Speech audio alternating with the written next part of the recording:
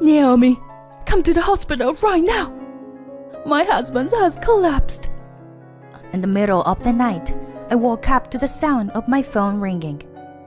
It was my mother-in-law's desperate voice telling me to come to the hospital immediately. What? Okay. I'll head there right away. I quickly grabbed my husband and we got in a car. While driving, my husband, who was sitting in the passenger seat, was giggling and exhaling a smile of alcohol. I couldn't help but wonder, why is he laughing in such a serious situation? As I drove, my husband continued to mutter strange things. Yeah, right. So Dad collapsed. He must have taken what I gave him. Good.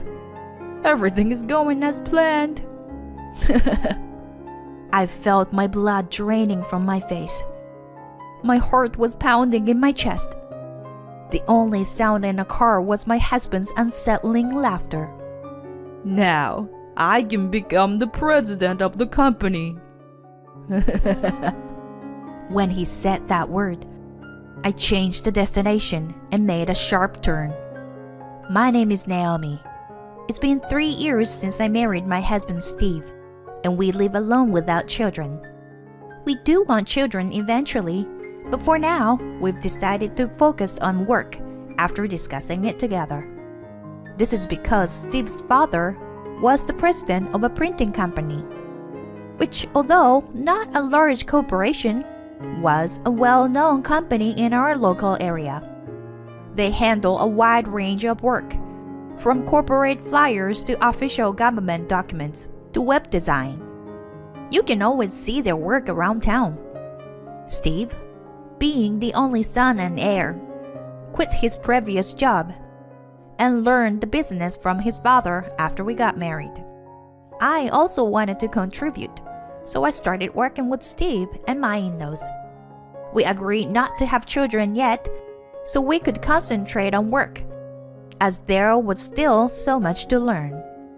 Although there were many things I didn't know as a beginner, the job was rewarding and fun every day. My father-in-law was a reserved and very strict person, but he was more serious about work than anyone else and was respected by both customers and employees. In contrast, my mother-in-law was a lovely and talkative person who paid attention to every detail and was always cheerful. I admired and loved my in-laws, especially the way they got along so well with each other. It made me imagine that Steve and I could also have a great future together. At first, I thought everything would go smoothly after we got married. However, Steve's attitude towards me changed a little after we were married. Although he had suggested we share the household chores as we both worked, he began to coming home later and later, until I was the only one doing all the housework. Even if he occasionally came home early, he would just play with his phone and not do anything. He used to thank me when I made dinner before we got married, but now he hardly talks during meals. Lately, he has begun coming home late at night more often. When I ask him if something is wrong, he just goes straight to his room without even looking at me. As these days continue, the once happy married life has become a pile of dissatisfaction towards my husband. When I complain about his attitude, he always responds in the same way. I'm a man who will become the CEO in the future. Know your place. At first, I was just surprised by my husband's terrible language. But as it continued, my disgust grew. Naturally, thoughts of divorce crossed my mind many times. But my in-laws were such nice people, and I didn't want to break off my relationship with them through divorce. The employees at my father-in-law's company were also good people, and the work itself was interesting.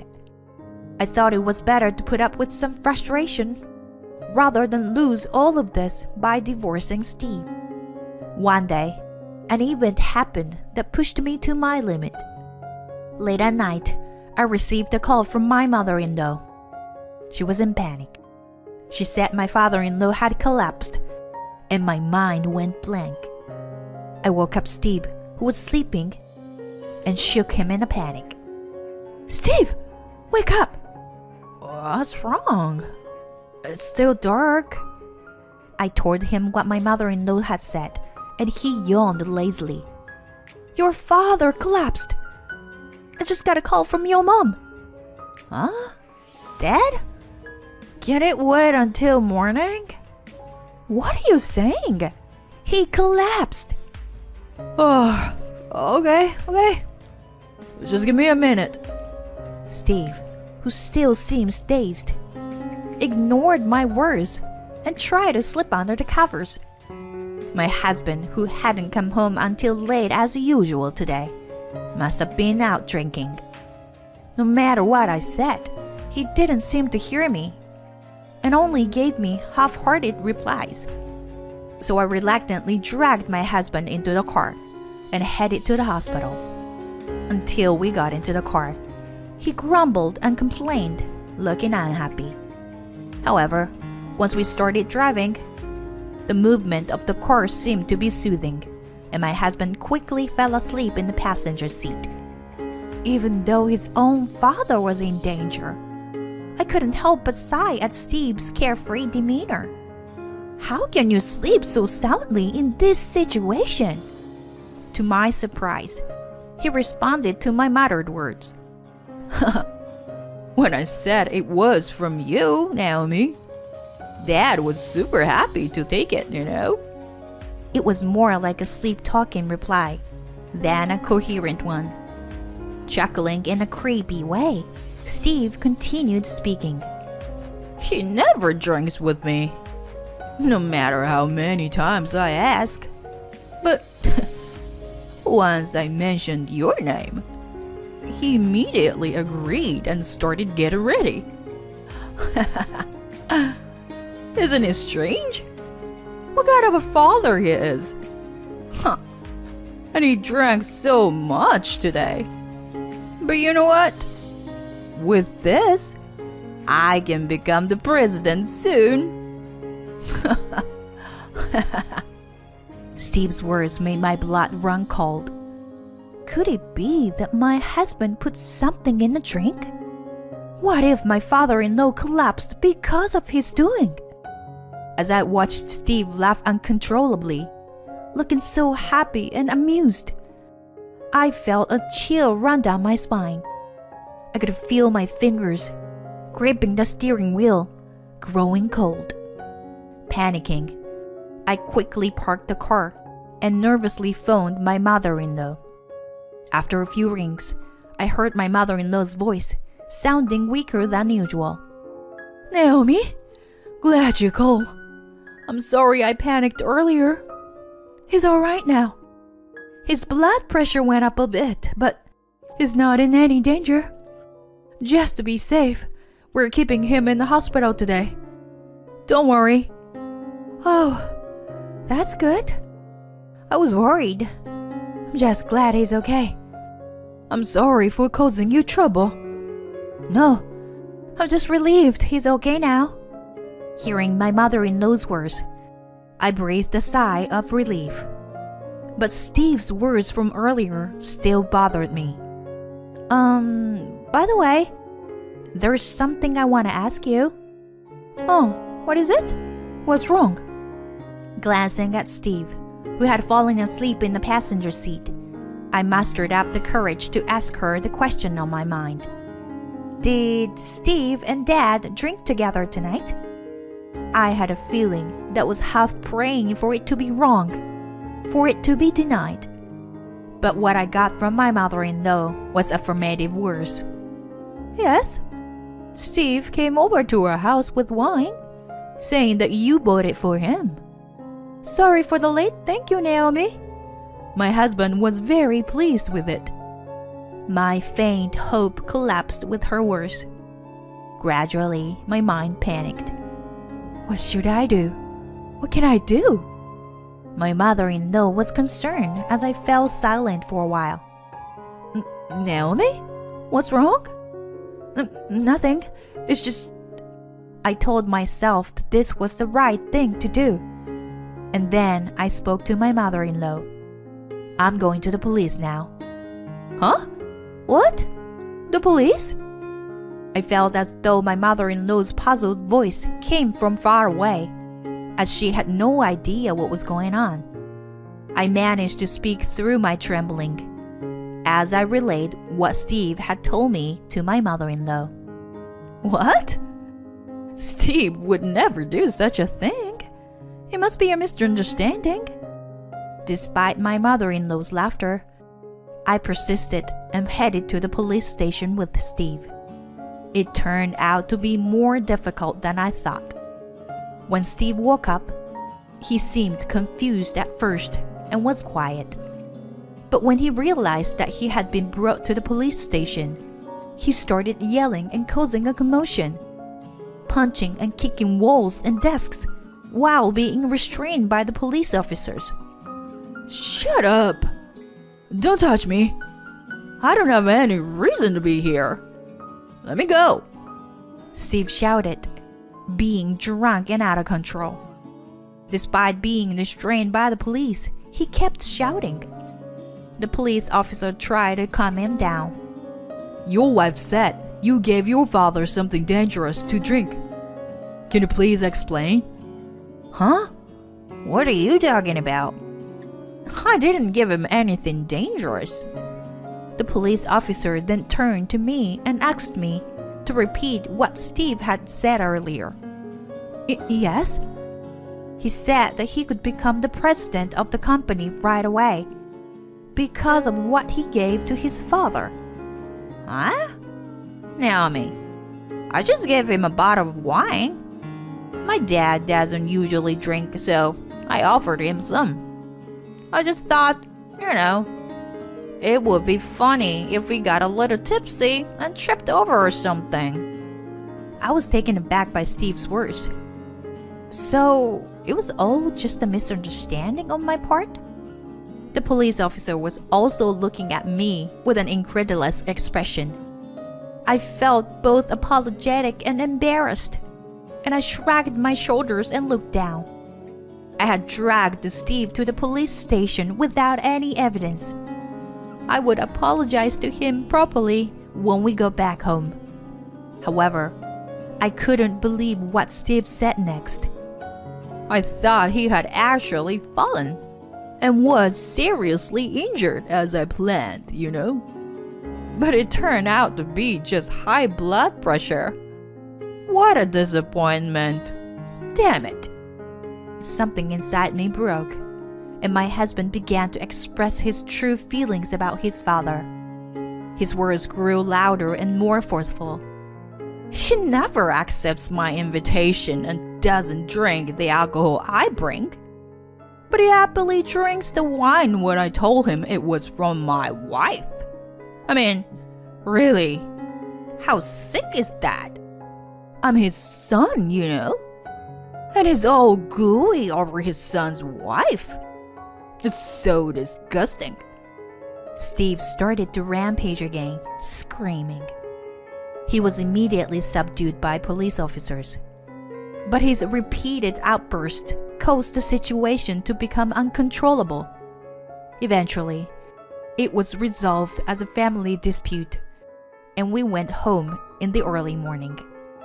The car ride home was very quiet, with Steve sleeping soundly next to me. While looking at him out of the corner of my eye, I made a decision. I would finally go through with the divorce that I had been thinking about, but unable to decide on until now. I believed that his behavior at the police station was his true nature all along. Living with Steve was no longer possible.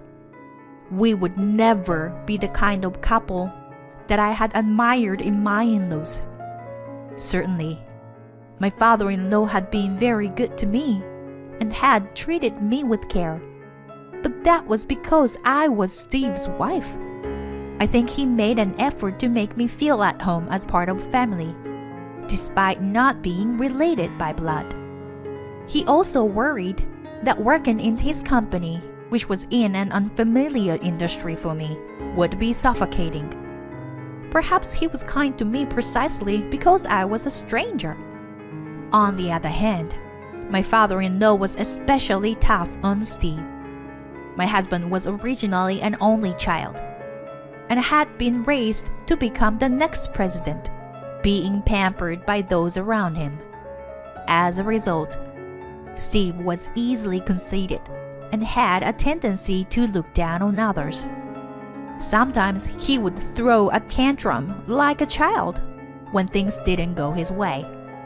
My father-in-law had reportedly been particularly strict with Steve in order to raise him as the next president.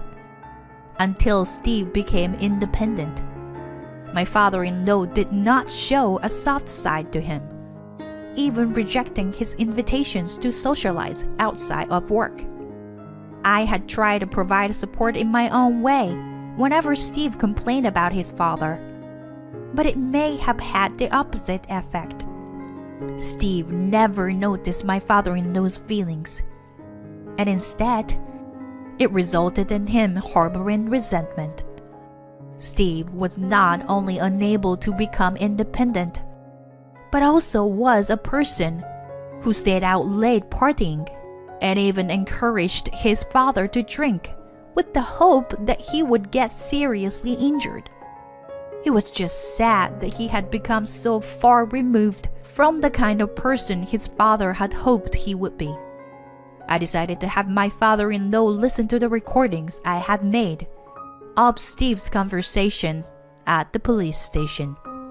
My father-in-law became furious, and Steve ended up not only losing his chance to become the next president, but also losing his job at the company. Steve was essentially disowned by the family. He apologized to his father multiple times, but was not forgiving, and ultimately left the house with tears in his eyes. As for myself, Steve and I divorced, but it became a turning point in my life. I thought that I would no longer have any connection with my in-laws, but unexpectedly, I ended up inheriting the company as per my father-in-law's wish. He had started to seriously consider retirement after his recent health scare. Of course, at first, I hesitated to take on the role of president. However, since Steve was an only child and there was no one else to take over the company, I wanted to repay my in-laws in some small way. Now, although I am inexperienced, I am struggling every day as the president in order to continue the wishes of my in-laws. A few months after the divorce was finalized, my phone suddenly rang. The screen displayed an unexpected name. Naomi, it's me. What do you want, Steve? Even though it had been a long time, Steve called my name in a friendly way, which irritated me. I heard that my dad's company is in your hands now. It must be tough for you to handle it all alone. Thanks for your concern, but I'm doing just fine. Well, I know you were putting on a brave face, but it must be a heavy burden for you. I told you I'm doing just fine. Can I go? Hey, come on, Naomi. Listen, I've been thinking, why don't we give it another shot? What are you talking about? There's no way we can start over again. You are the kind of person who would hurt people for selfish desire. But I've changed now. Please, let's try again. Enough. I gotta go. Don't call me again. I hung up and immediately set my phone to block his calls. But the story didn't end there. Steve appeared at my office the next day. As I was walking from the company towards the parking lot, while chatting with a new employee after work, Steve and some other men approached us. Steve ran towards me while shouting something loudly. just like when he caused a disturbance at the police station before. It's sad that when you were really scared, you can't move or speak. And that's exactly how it was for me. I was frozen with fear and could only watch as Steve approached me. When he got close, I closed my eyes tightly, thinking it was all over. But then, there was a loud noise as something fell. Are you okay? I heard a panicked voice. When I cautiously opened my eyes, the new employee was looking at me with concern. Yeah, I'm okay. Thank you. I'll call the police. Stay here. He explained the situation to the police on my behalf, as I was still in shock and couldn't do anything. Thanks to him, Steve and the other men were taken away by the police. It turns out that Steve had a grudge against me for rejecting his attempts to get back together and blocked his calls. The idea to ambush me at the company was suggested by his male acquaintances, who he met at a bar where he started hanging out until late at night during our marriage. These men also came up with the plan to get my father-in-law drunk and cause him serious injuries. Perhaps they wanted to enjoy some good times with his expense if Steve became the company president. If the new employee hadn't been there, I shudder to think what would have happened. He still worries about me and has been accompanying me to work. Although I feel a little guilty, I'm more grateful. Maybe I'll treat him to a meal as a thank you. Looking at him, who walks beside me, I picked out a delicious restaurant in my mind.